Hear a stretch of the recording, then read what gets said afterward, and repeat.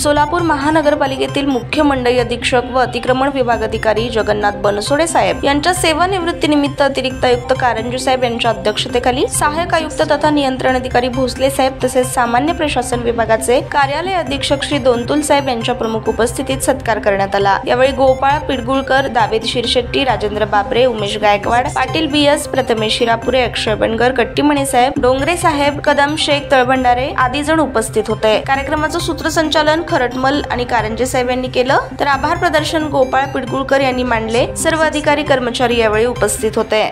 अतिरिक्त आयुक्त माननीय कारंजे साहेब, त्याचप्रमाणे आमच्या विभागाचे नियंत्रण अधिकारी तथा सामान्य प्रशासन विभागाचे सहाय्यक आयुक्त माननीय शशिकांत भोसले साहेब यांच्या हस्ते हा माझा सत्कार सोहळा, सेवानिवृत्तीचा सत्कार सोहळा या ठिकाणी त्यांच्या हस्ते संपन्न झाला।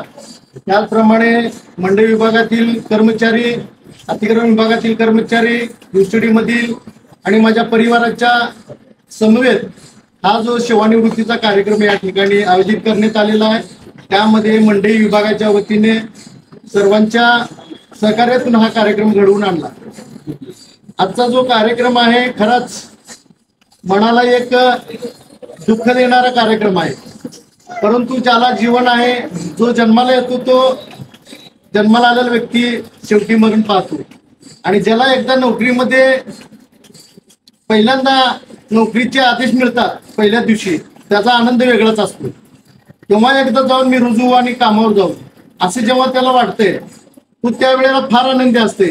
आणि जेव्हा त्याला सरकारने जे आपले वयाचे 58 वर्ष पूर्ण झाल्यावर किंवा 60 वर्ष पूर्ण झाल्यावर त्याला सेवानिवृत्तीची जी अवधी दिलेली आहे आपल्या रिपेअरची ऍक्टमध्ये किंवा महानगरपालिकेच्या नियमानुसार वयोमानानुसार 58 वर्ष किंवा 60 वर्षाच्या वयोमानानुसार तो सेवानिवृत्त होत असतो।